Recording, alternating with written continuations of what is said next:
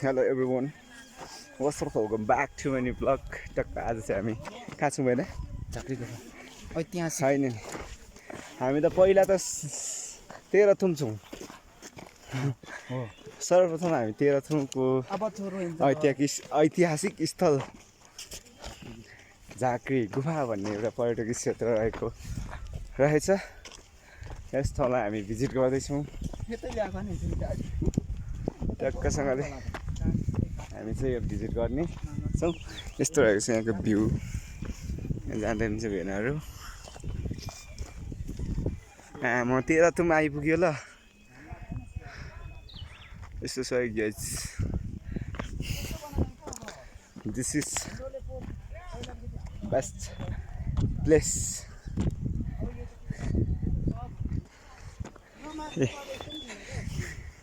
हामी चाहिँ अहिले गुफा हेर्न जाँदै गरेको अवस्था हो।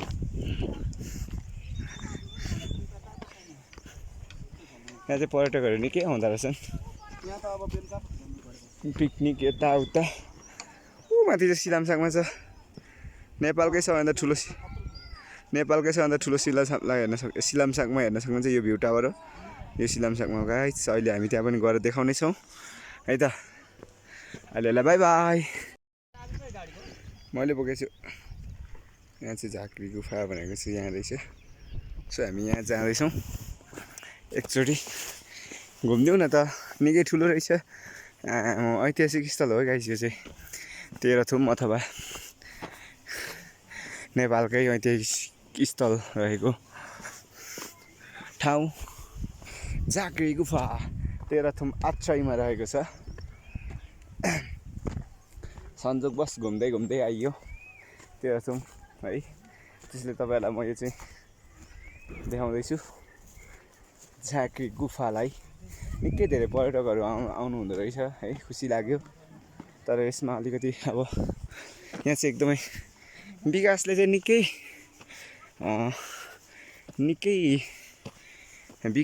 निकै भएकै रहेछ कि। फाइनली हामी चाहिँ के अरे झाँक्री गुफा कन्फिडेन्स त झन्नै कन्टेन्ट्स बन गया भाइ। फाइनली हामी चाहिँ झाँक्री गुफा आइपुगिसकेको छौँ गाइस। हेरौँ कस्तो छ। हामी अब जाँदैछौँ झाँक्री गुफा।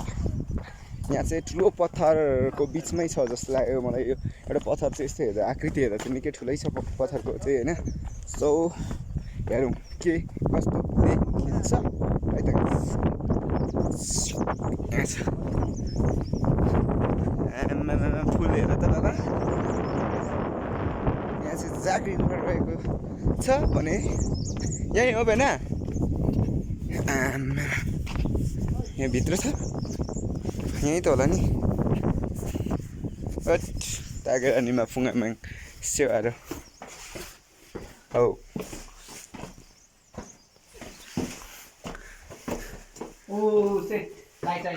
छोड न लाइट पालिरहेको छु त।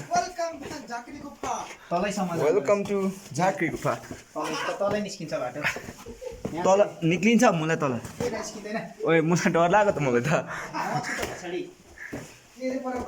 है के छ यार यहाँ त ए पूजा गर्ने ठाउँ रहेछ भेना। बत्ती बाल्नु न। होइन मूर्ति छ क्या के को ला भात खाएर भयो केही हुँदैन। कहाँ तल त साँच्चीको बबाल रहेछ यार गुफा हेर्नु त भेना।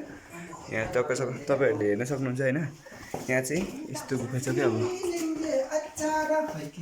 यहाँ हेर्नु न कस्तो छ क्या।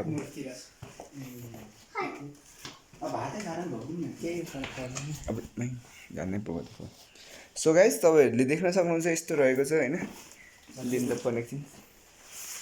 यहाँ चाहिँ मूर्ति छ होइन। यहाँ अब आकृति सबै चाहिँ देखाउन सकिएन।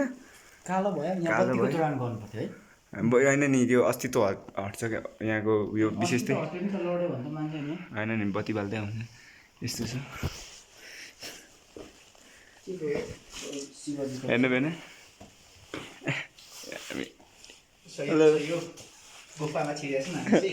यहाँ गुफा त डेन्जर पो रहेछ त होइन।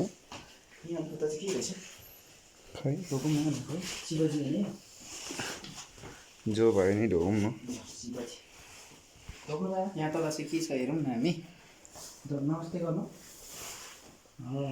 शिवजी त देखाउनु के छ यति तल के छ हजुर के चाहिँ छैन केही छैन यता सर्प रोक्नु होला हो खै हेरौँ हेर्नु कस्तो छ क्या ढुङ्गाहरू होइन अन्त आमामा यो त मेरो हिरा नै पाइन्थ्यो होला है पहिला ऊ माथि किन्दैछ त यता माथि ऊ माथि हेर्नु के हो त्यो झिलझिल है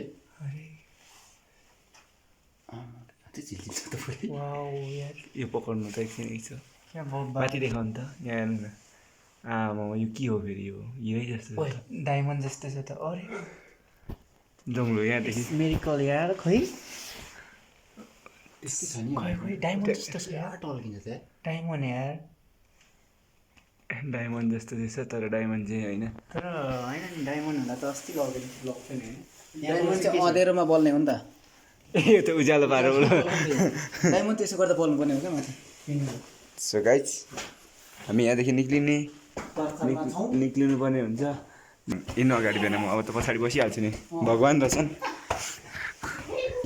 सो हेर्नु सक्नुहुन्छ तपाईँहरूले यहाँ गुफा यस्तो छ बुढोले सही ठाउँ हेरेर बनाइदिएको हो क्या मान्छेलाई घुमाउने म यहाँबाट निक्लिँदैछु अब होइन ए यस्तो छ गुफा चाहिँ बगाल रहेछ क्या कसम चाहिँ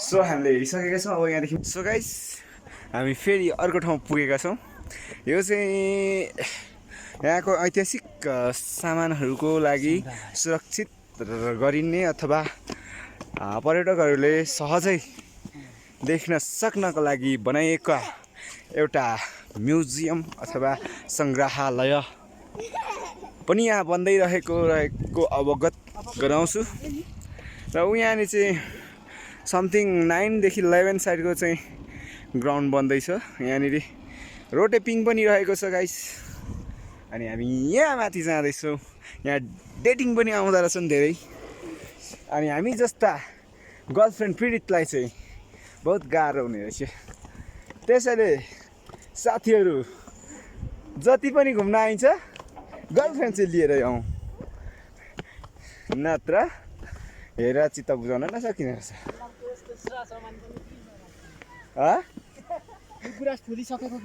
फुल्न लागेको गुराँसको बोट पनि यहाँ रहेको रहेछ अब यस्तो पहाडी क्षेत्रमा गुराँस त त्यतिकै भइ नै हाल्छ औँसेलु सब यहाँ नपाउने केही छैन अब म जस्तो विशेष मान्छेलाई पनि देखिहाल्नु भयो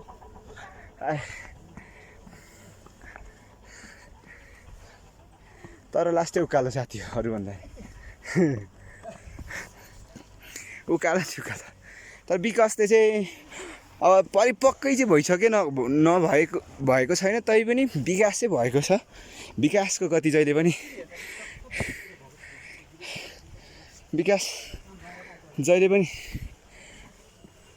अब एकैचोटि हात्ते कहिले नि विकास हुँदैन आई मिन बिस्तारै हुन्छ हुँदै रहेछ यहाँ जति पनि यहाँका राजनीतिकर्मी यस ठाउँलाई आफ्नो देशलाई प्रेम गर्ने राजनीतिकर्मीहरूलाई चाहिँ धेरै धेरै धन्यवाद यहाँको उयो चाहिँ बोकेर लाँदो रहेछन्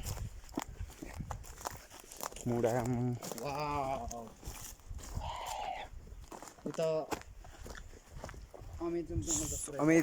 अमेजिङ कि अमेजन त्यो सक्यो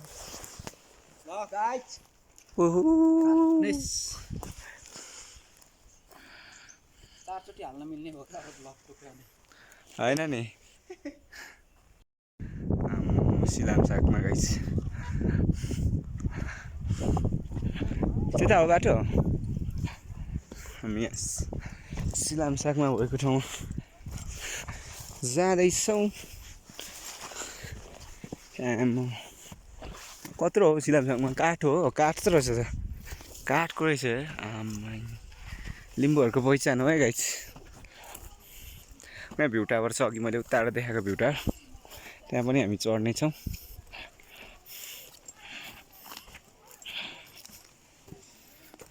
पाहिम परिवारबाट निर्मित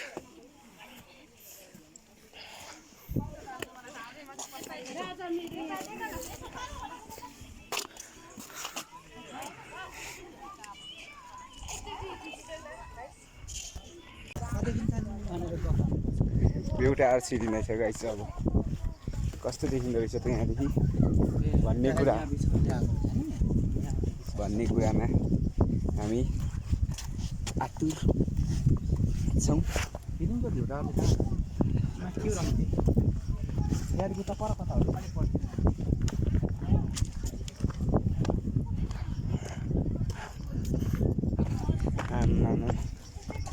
म त गले हौ यस्तो निन्दा चाहिँ एकछिन नजानु जाऊँ न। किन मान्छे कति छ? ए के थाम्दैन भिउटारले?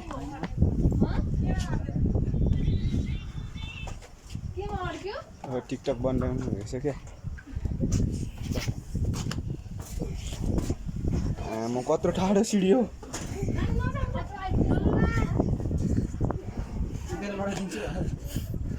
सो गाइस भिउटार छिरियो ल ए जस्तो भयो नि भिउटाबाट छिरियो।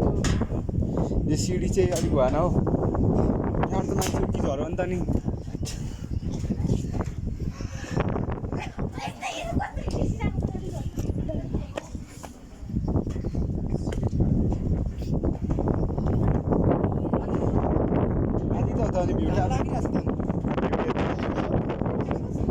चल्नु खोज्छ त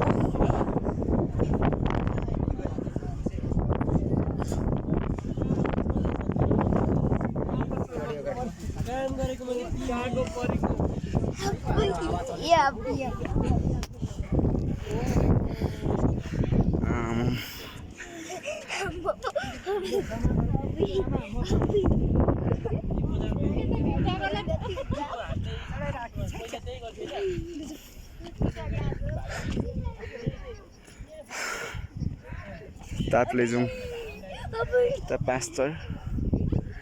अनि यहाँ चाहिँ भ्यू टावर माथि चढेपछि चाहिँ देखिँदो रहेछ यो झाँक्री डाँडा। ए झाँक्री गुफा होइन यो ताप्लेजुङ होइन?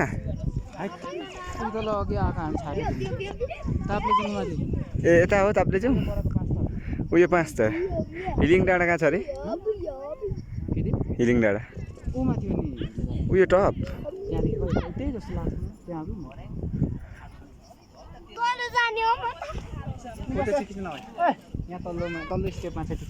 सो यहाँ चाहिँ सिलामसाकमा छ होइन।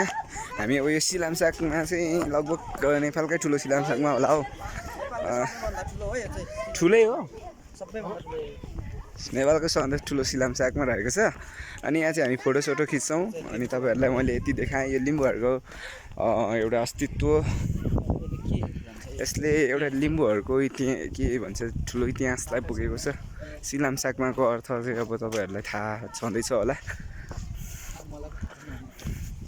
सी भनेको मर्नु, लाम भनेको बाटो, साकमा भनेको चाहिँ छेक्नु हो क्या। मृत्युको बाटो छेक्नु। कस्तो आउँछ फोटो है?